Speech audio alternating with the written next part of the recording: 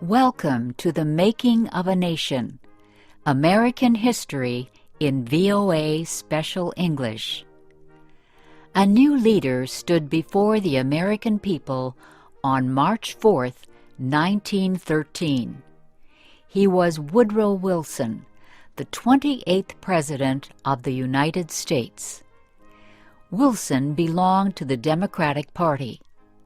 He was progressive in his belief that government should take an active part in efforts for social reforms. This week in our series, Kay Gallant and Harry Monroe begin the story of Wilson's presidency.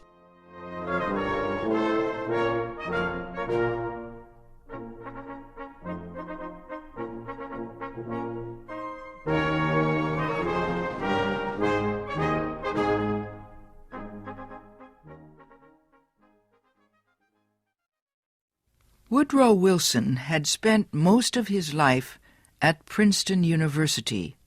First, he was a professor. Then, he was university president. Next, Wilson was elected governor of the state of New Jersey. His early success as governor made him a leading candidate for the Democratic presidential nomination in 1912. Wilson traveled widely around the country during the campaign. He made speeches to many groups. He tried to make himself and his ideas known to as many Americans as possible. Wilson called his program the New Freedom.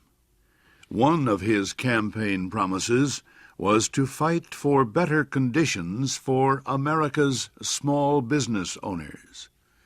Such proposals helped him win the Democratic nomination for president.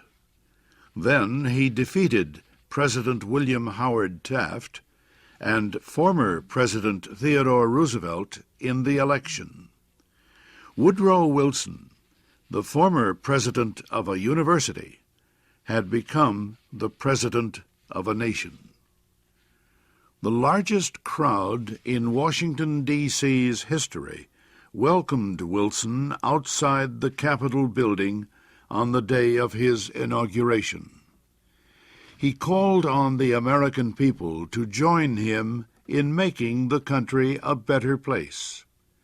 "Our duty," Wilson said, "is to correct the evil without hurting the good. I call all honest men, all patriotic, all forward-looking men to my side."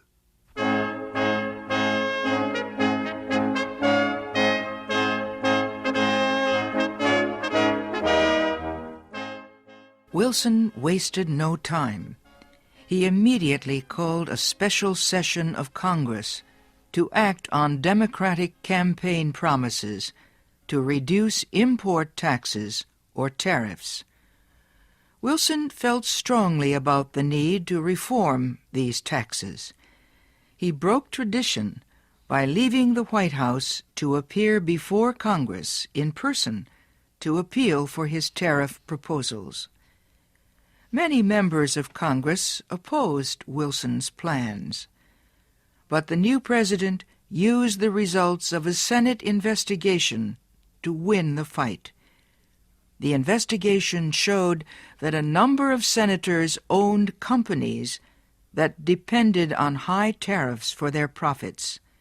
The votes of these senators were influenced by their property holdings.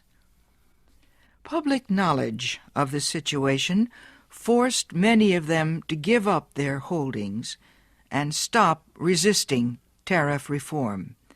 Congress finally approved Wilson's proposals. Lower tariffs reduced the amount of money taken in by the federal government. So the Senate also approved a tax on income or earnings. A constitutional amendment had been passed earlier to permit such a tax. President Wilson and the Democratic Party were pleased with the new tariff and income tax bills. But they were far from finished. Next, they turned their efforts to reform of the banking industry. For several years, many people had recognized the need for changes in the banking system. The old system of uncontrolled private banks had developed years earlier, before the United States became a major industrial nation. Many people agreed that a more modern system was needed, but they could not agree on details. President Wilson said control of the nation's wealth was held by too few men.